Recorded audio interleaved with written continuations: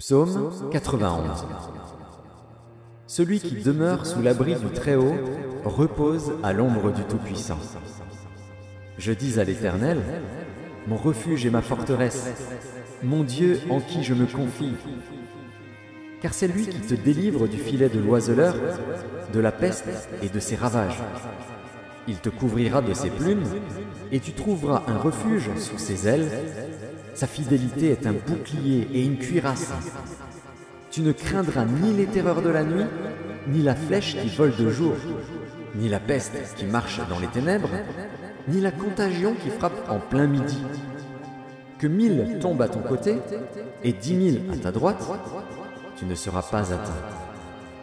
De tes yeux seulement tu regarderas, et tu verras la rétribution des méchants. Car tu es mon refuge, ô Éternel. Tu fais du Très-Haut ta retraite. Aucun malheur ne t'arrivera, aucun fléau n'approchera de ta tente. Car il ordonnera à ses anges de te garder dans toutes tes voies. Ils te porteront sur les mains, de peur que ton pied ne heurte contre une pierre. Tu marcheras sur le lion et sur l'aspic, tu fouleras le lionceau et le dragon. Puisqu'il m'aime, je le délivrerai, je le protégerai, puisqu'il connaît mon nom. Il m'invoquera, et je lui répondrai.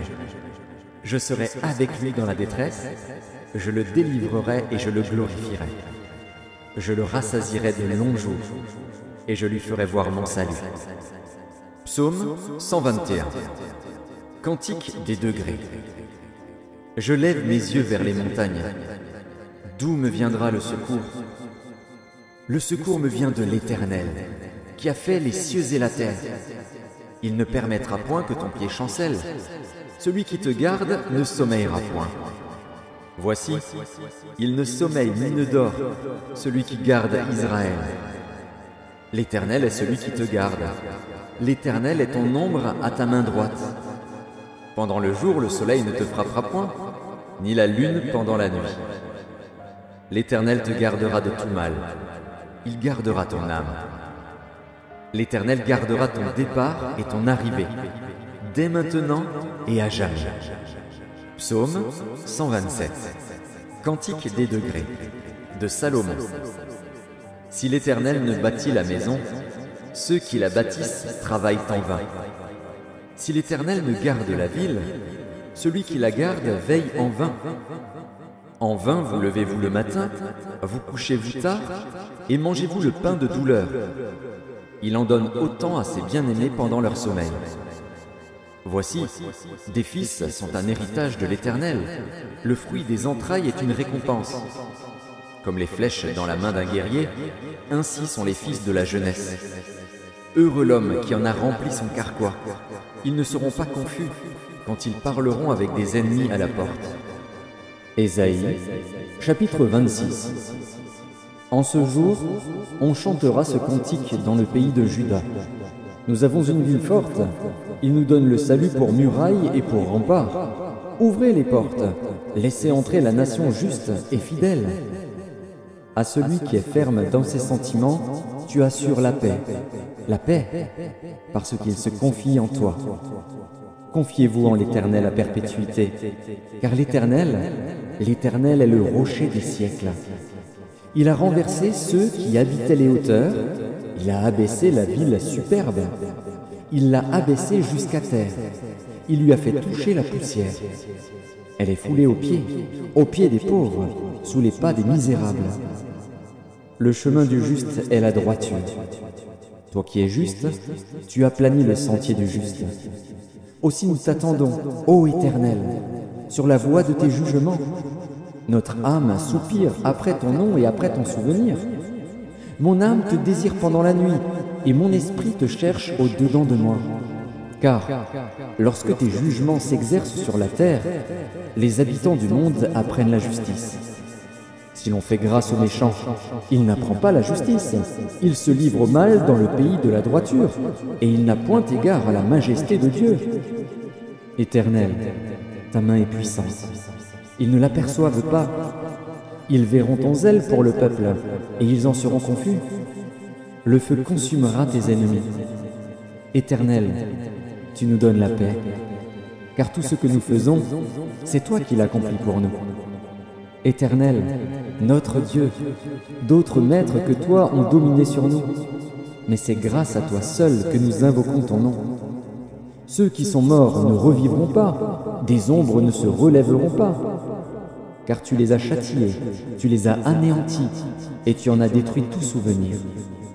Multiplie le peuple, ô Éternel, multiplie le peuple, manifeste ta gloire, recule toutes les limites du pays. Éternel, ils t'ont cherché quand ils étaient dans la détresse, ils se sont répandus en prière quand tu les as châtiés. Comme une femme enceinte, sur le point d'accoucher, se tord et crie au milieu de ses douleurs, ainsi avons-nous été, loin de ta face, ô Éternel. Nous avons conçu, nous avons éprouvé des douleurs, et, quand nous enfantons, ce n'est que du vent. Le pays n'est pas sauvé, et ses habitants ne sont pas nés. Que tes morts revivent, que mes cadavres se relèvent. Réveillez-vous et tressaillez de joie, habitants de la poussière, car ta rosée est une rosée vivifiante, et la terre redonnera le jour aux ombres. Va, mon peuple, entre dans ta chambre, et ferme la porte derrière toi. Cache-toi pour quelques instants, jusqu'à ce que la colère soit passée. Car voici, l'Éternel sort de sa demeure pour punir les crimes des habitants de la terre. Et la terre mettra le sang à nu, elle ne couvrira plus les meurtres. Ésaïe, chapitre 30. Malheur, dit l'Éternel, aux enfants rebelles, qui prennent des résolutions sans moi et qui font des alliances sans ma volonté pour accumuler péché sur péché. Qui descendent en Égypte sans me consulter pour se réfugier sous la protection de Pharaon et chercher un abri sous l'ombre de l'Égypte. La protection de Pharaon sera pour vous une honte, et l'abri sous l'ombre de l'Égypte une ignominie. Déjà ses princes sont à Tsoan, et ses envoyés ont atteint Anès. Tous seront confus au sujet d'un peuple qui ne leur sera point utile, ni pour les secourir, ni pour les aider, mais qui fera leur honte et leur opprobre. Sentence des bêtes du Midi. À travers une contrée de détresse et d'angoisse, d'où viennent la lionne et le lion, la vipère et le dragon volant, ils portent à Dodan leur richesse, et sur la bosse des chameaux leur trésor, un peuple qui ne leur sera point utile. Car le secours de l'Égypte n'est que vanité et néant. C'est pourquoi j'appelle cela du bruit qui n'aboutit à rien. Va, maintenant, écris ces choses devant eux sur une table et grave-les dans un livre, afin qu'elles subsistent dans les temps à venir, éternellement et à perpétuité. Car c'est un peuple rebelle, ce sont des enfants menteurs, des enfants qui ne veulent point écouter la loi de l'Éternel, qui disent aux voyants, « Ne voyez pas !» et aux prophètes, « Ne nous prophétisez pas des vérités, dites-nous des choses flatteuses, prophétisez des chimères. Détournez-vous du chemin, écartez-vous du sentier, éloignez de notre présence le Saint d'Israël. » C'est pourquoi ainsi parle le Saint d'Israël. Puisque vous rejetez cette parole, que vous vous confiez dans la violence et dans les détours et que vous les prenez pour appui, ce crime sera pour vous comme une partie crevassée qui menace ruine et fait saillie dans un mur élevé, dont l'écroulement arrive tout à coup en un instant. Il se brise comme se brise un vase de terre, que l'on casse sans ménagement et dont les débris ne laissent pas un morceau pour prendre du feu au foyer ou pour puiser de l'eau à la citerne. Car ainsi a parlé le Seigneur, l'Éternel, le Saint d'Israël, c'est dans la tranquillité et le repos que sera votre salut, c'est dans le calme et la confiance que sera votre force. Mais vous ne l'avez pas voulu.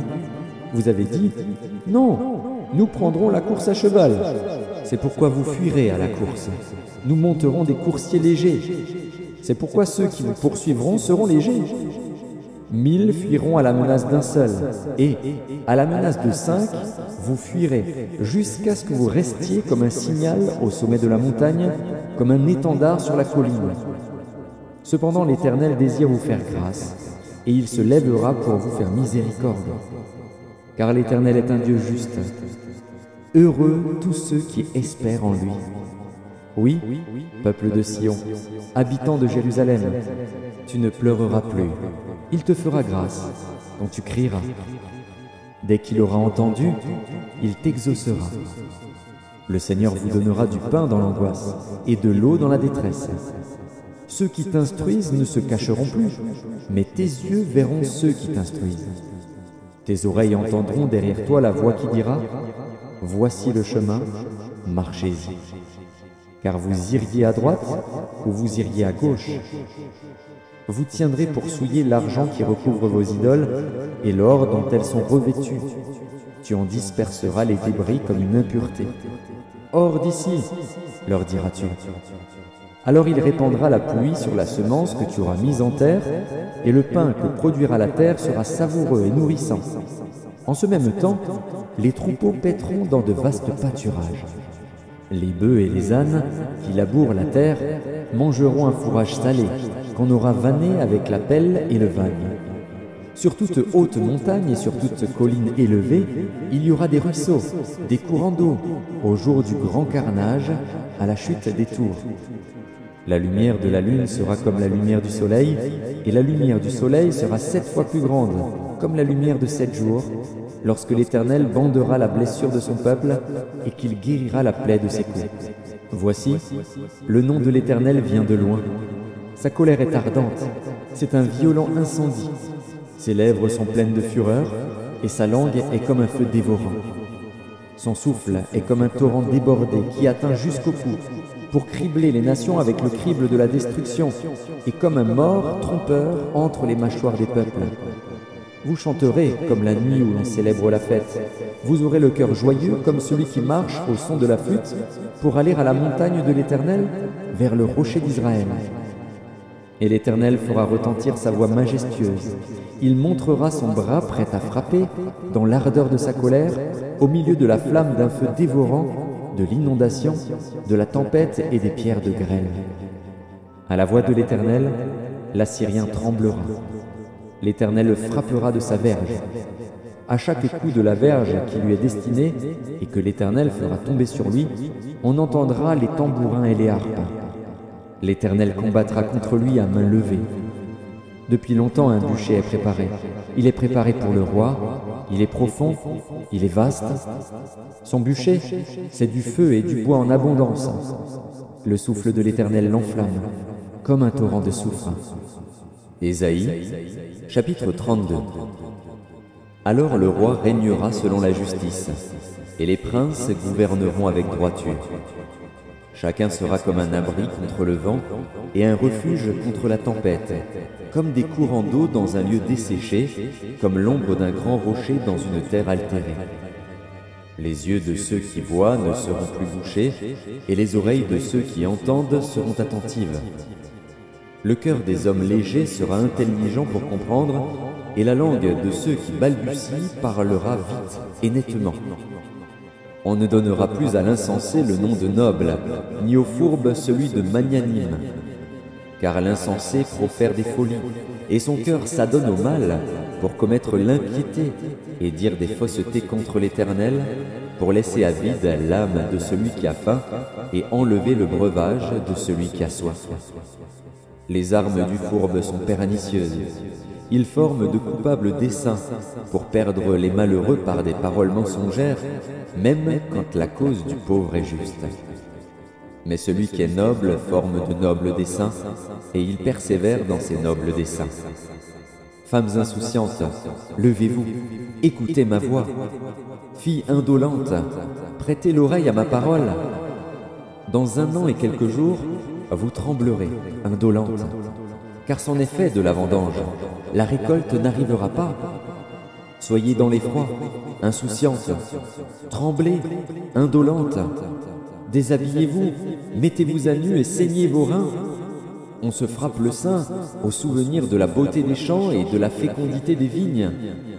Sur la terre de mon peuple croissent les épines et les ronces, même dans toutes les maisons de plaisance de la cité joyeuse. Le palais est abandonné, la ville bruyante est délaissée.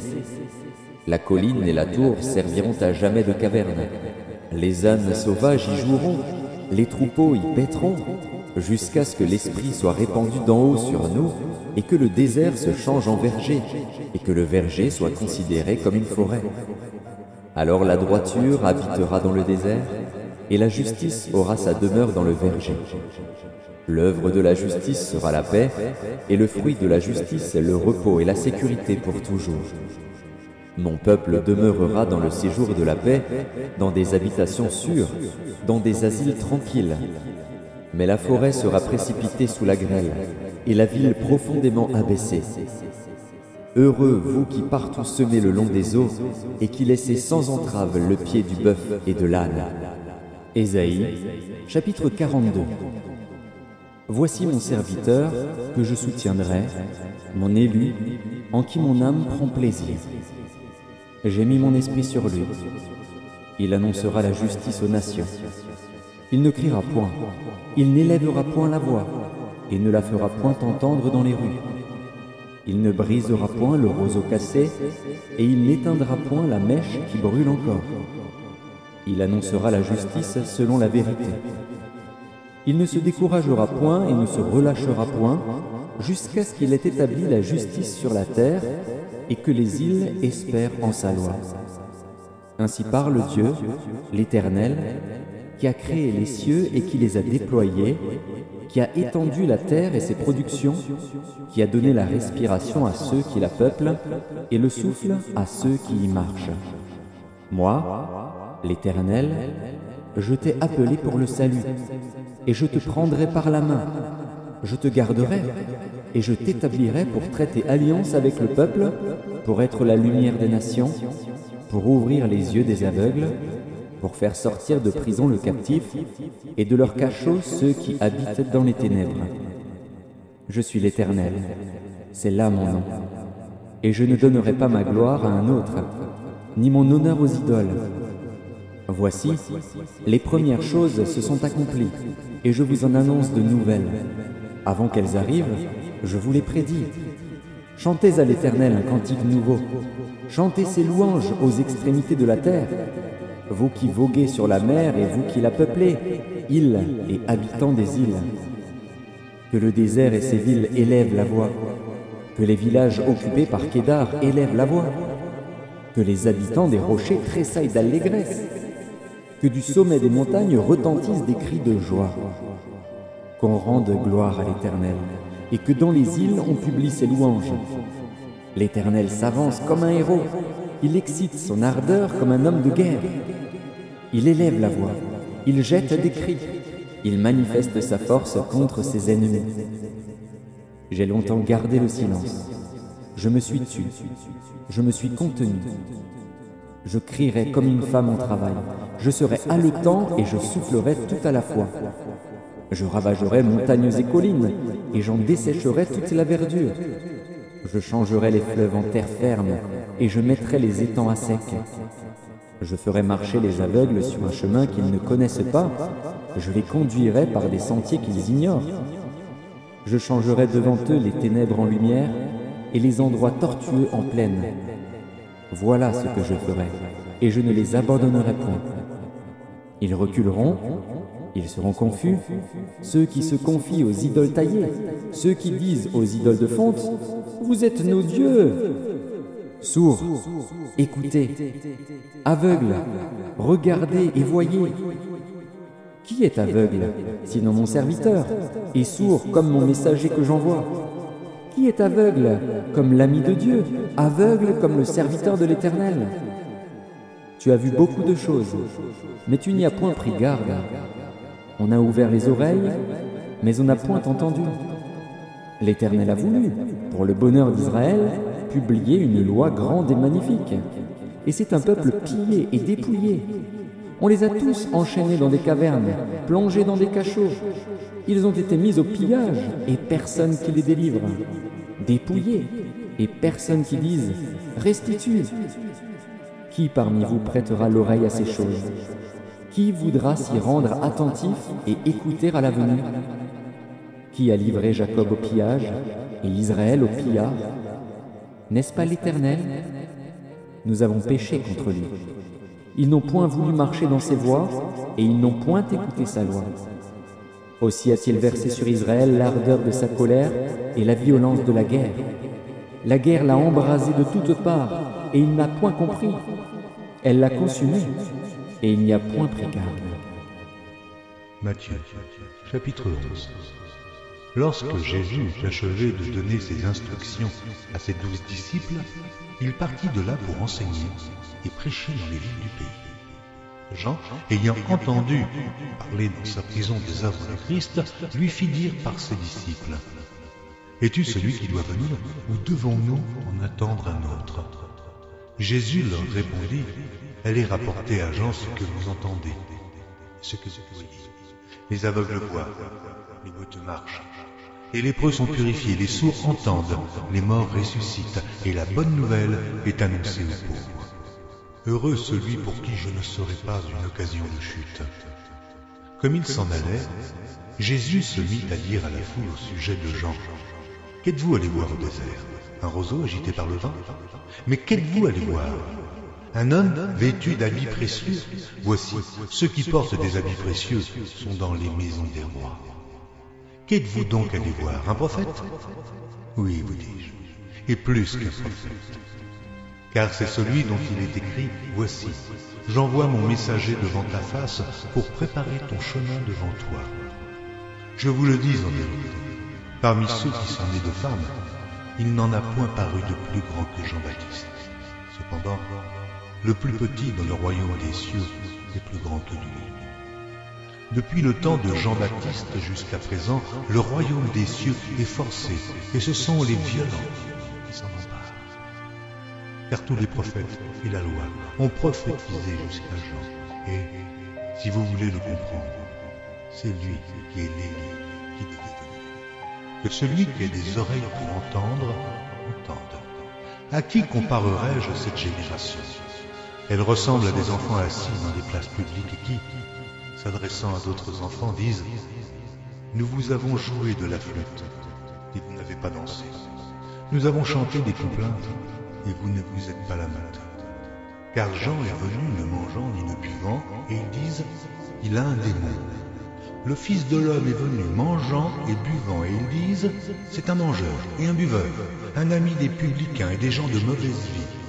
Mais la sagesse a été justifiée par ses œuvres. Alors, il se mit à faire des reproches aux villes dans lesquelles avaient eu lieu la plupart de ces miracles, parce qu'elles ne s'étaient pas repenties. Malheur à toi, Chorazin, malheur à toi, Bethsaïda, car si les miracles qui ont été faits au milieu de vous avaient été faits dans Tyr et dans Sidon, il y a longtemps qu'elles se seraient repenties en prenant le sac et la cendre. C'est pourquoi je vous le dis, au jour du jugement, Tyr et Sidon seront traités moins rigoureusement que vous. Et toi, Capernaum, seras-tu élevé jusqu'au ciel? Non, tu seras abaissé jusqu'au séjour des morts. Car si les miracles qui ont été faits au milieu de toi avaient été faits dans Sodome, elles subsisteraient encore aujourd'hui. C'est pourquoi je vous le dis, au jour du jugement, le pays de Sodome sera traité moins rigoureusement que toi. En ce temps-là, Jésus prit la parole et dit: Je te loue, Père, Seigneur du ciel et de la terre, de ce que tu as caché ces choses aux sages et aux intelligents, et de ce que tu les as révélées aux enfants. Oui, Père, je te loue de ce que tu l'as voulu ainsi. Toutes choses m'ont été données par mon Père, et personne ne connaît le Fils, si ce n'est le Père. Personne non plus ne connaît le Père, si ce n'est le Fils, et celui à qui le Fils veut le révéler.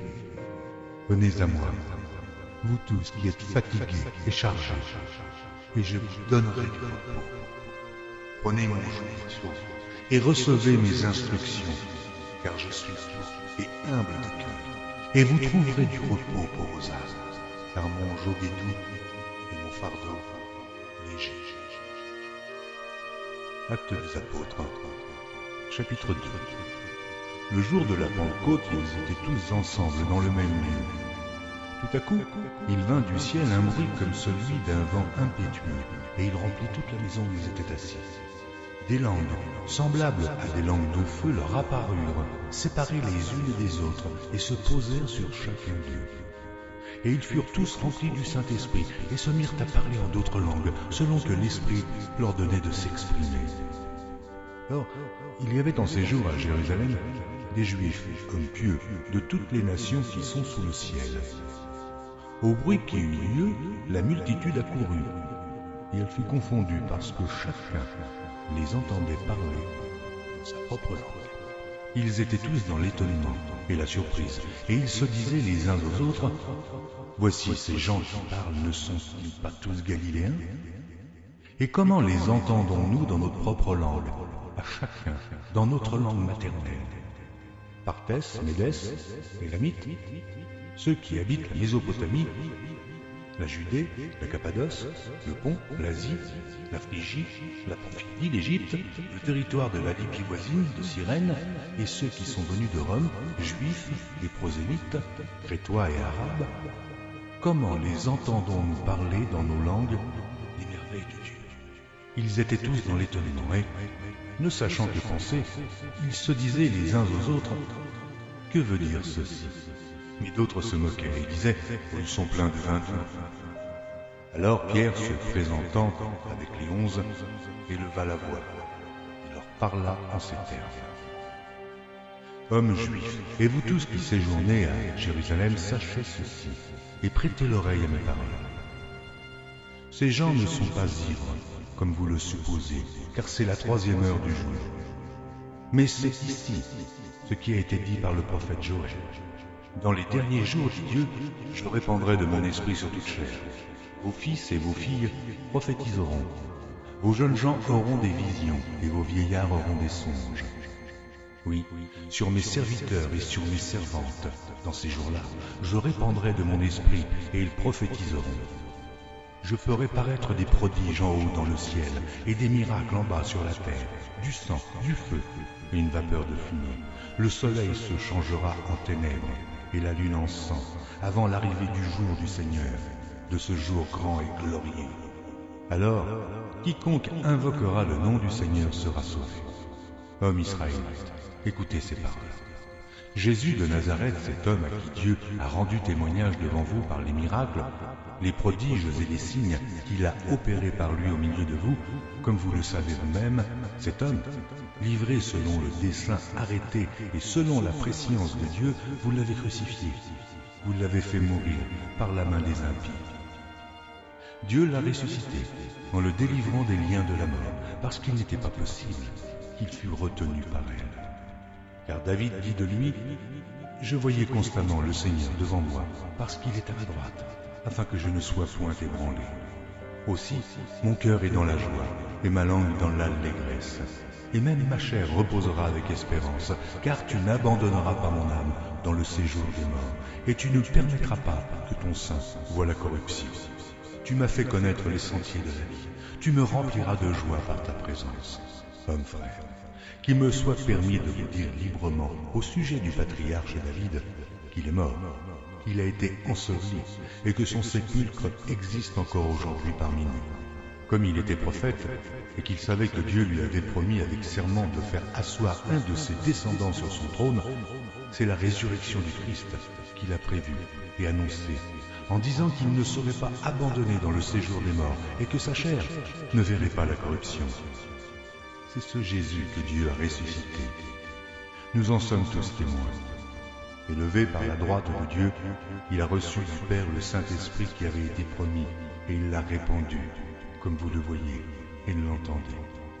Car David n'est point monté au ciel, mais il dit lui-même, le Seigneur a dit à mon Seigneur, « Assieds-toi à ma droite, jusqu'à ce que je fasse de tes ennemis ton marchepied. » Que toute la maison d'Israël sache donc avec certitude que Dieu a fait Seigneur et Christ, ce Jésus que vous avez crucifié. Après avoir entendu ce discours, ils eurent le cœur vivement touché, et ils dirent à Pierre et aux autres apôtres, « Hommes frères, et que ferons-nous » Pierre leur dit, « Repentez-vous, et que chacun de vous soit baptisé au nom de Jésus-Christ, pour le pardon de vos péchés, et vous recevrez le don du Saint-Esprit. Car la promesse est pour vous, pour vos enfants, et pour tous ceux qui sont au loin, au non si grand nombre que le Seigneur notre Dieu les appellera. » Et, par plusieurs autres paroles, il les conjurait et les exhortait, disant, « Sauvez-vous de cette génération perverse. » Ceux qui acceptèrent sa parole furent baptisés, et, en ce jour-là, le nombre des disciples s'augmenta d'environ 3000 âmes. Il persévérait dans l'enseignement des apôtres, dans la communion fraternelle, dans la fraction du pain et dans les prières. La crainte s'empara de chacun, et il se faisait beaucoup de prodiges et de miracles par les apôtres. Tous ceux qui croyaient étaient dans les mêmes lieux, et ils avaient tout en commun. Ils vendaient leurs propriétés et leurs biens, et ils en partageaient le produit entre tous, selon les besoins de chacun. Ils étaient chaque jour tous ensemble, assidus au temple. Ils rompaient le pain dans la maison et prenaient leur nourriture avec joie et simplicité de cœur, louant Dieu et trouvant grâce auprès de tout le peuple. Et le Seigneur ajoutait chaque jour à l'Église ceux qui étaient sauvés. Épître de Paul aux Romains, chapitre 8. Il y a donc maintenant aucune condamnation pour ceux qui sont en Jésus-Christ. En effet, la loi de l'Esprit de vie en Jésus-Christ m'a affranchi de la loi du péché et de la mort. Car chose impossible à la loi, parce que la chair la rendait sans force, Dieu a condamné le péché dans la chair en envoyant, à cause du péché, son propre Fils, dans une chair semblable à celle du péché. Et cela afin que la justice de la loi fût accomplie en nous, qui marchons non selon la chair, mais selon l'Esprit. Ceux, en effet, qui vivent selon la chair s'affectionnent aux choses de la chair, tandis que ceux qui vivent selon l'Esprit s'affectionnent aux choses de l'Esprit. Et l'affection de la chair, c'est la mort, tandis que l'affection de l'Esprit, c'est la vie et la paix. Car l'affection de la chair est inimitié contre Dieu, parce qu'elle ne se soumet pas à la loi de Dieu, et qu'elle ne le peut même pas. Or, ceux qui vivent selon la chair ne sauraient plaire à Dieu. Pour vous qui ne vivez pas selon la chair, mais selon l'Esprit, si du moins l'Esprit de Dieu habite en vous. Si quelqu'un n'a pas l'Esprit de Christ, il ne lui appartient pas. Et si Christ est en vous, le corps, il est vrai, est mort à cause du péché, mais l'Esprit est vie à cause de la justice. Et si l'Esprit de celui qui a ressuscité Jésus d'entre les morts habite en vous, celui qui a ressuscité Christ d'entre les morts rendra aussi la vie à vos corps mortels par son Esprit qui habite en vous. Ainsi donc, frères, nous ne sommes point redevables à la chair pour vivre selon la chair. Si vous vivez selon la chair, vous mourrez.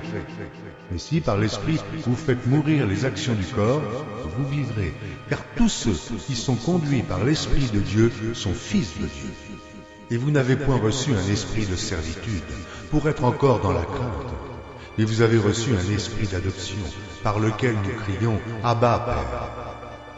L'Esprit lui-même rend témoignage à notre esprit que nous sommes enfants de Dieu.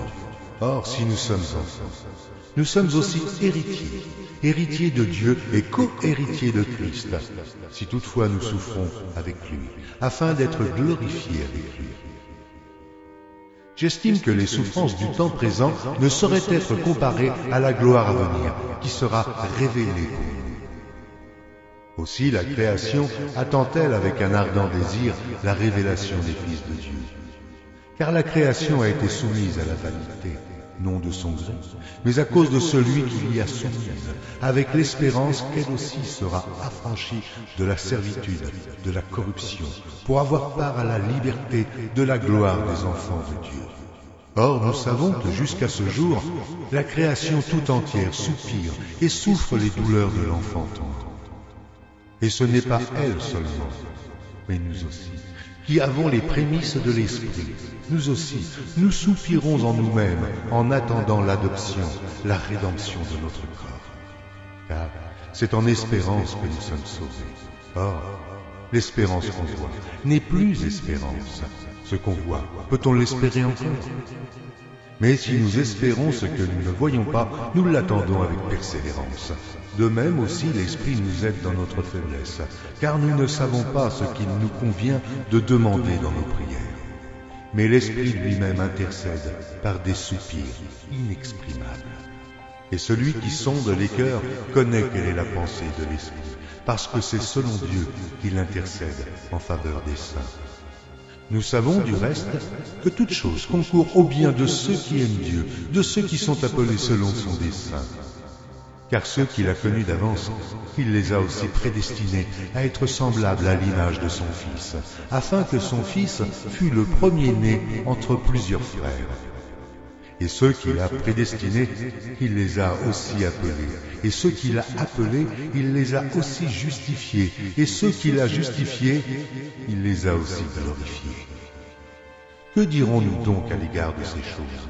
Si Dieu est pour nous, qui sera contre nous? Lui qui n'a point épargné son propre Fils, mais qui l'a livré pour nous, comment ne nous donnera-t-il pas aussi toutes choses avec nous? Qui accusera les élus de Dieu? C'est Dieu qui justifie. Qui les condamnera? Christ est mort. Bien plus, il est ressuscité, et il est à la droite de Dieu, et il intercède pour nous. Qui nous séparera de l'amour de Christ? Sera-ce la tribulation ou l'angoisse, ou la persécution, ou la faim, ou la nudité, ou le péril, ou l'épée?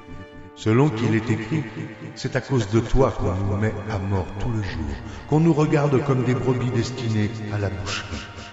Mais dans toutes ces choses, nous sommes plus que vainqueurs par celui qui nous a aimés.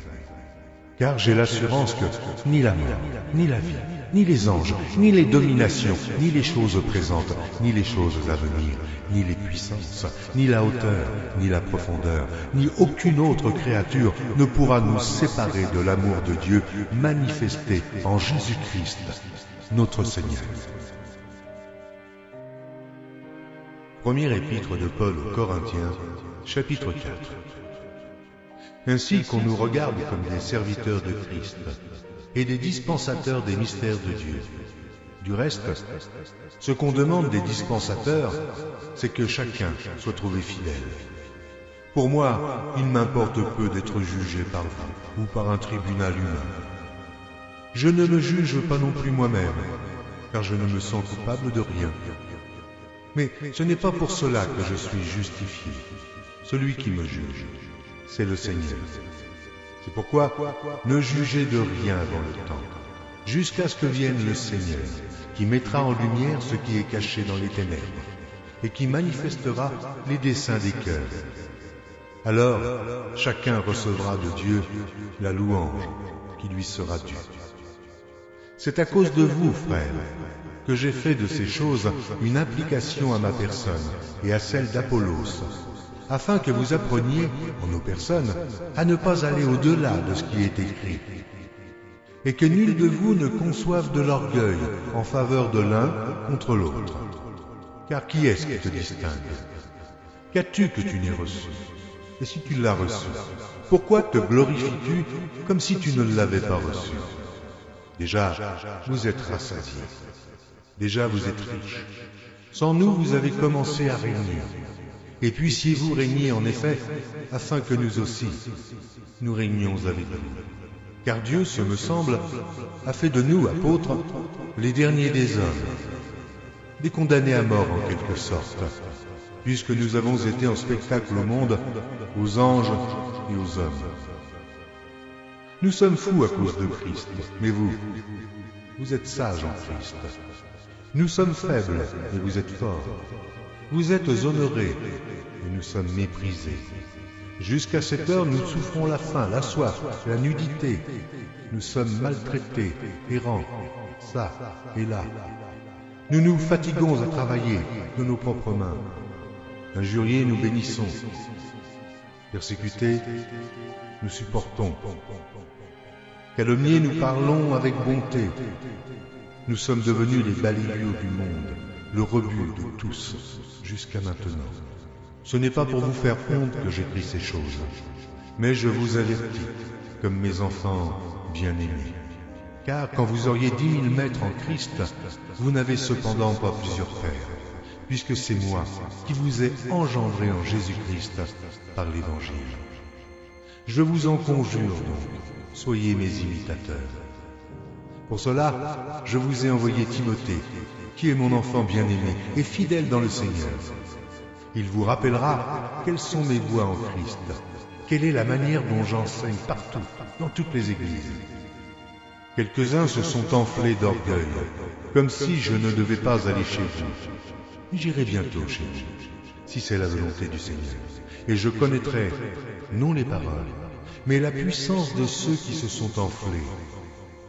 Car le royaume de Dieu ne consiste pas en paroles, mais en puissance. Que voulez-vous? Que j'aille chez vous avec une verge ou avec amour et dans un esprit de douceur?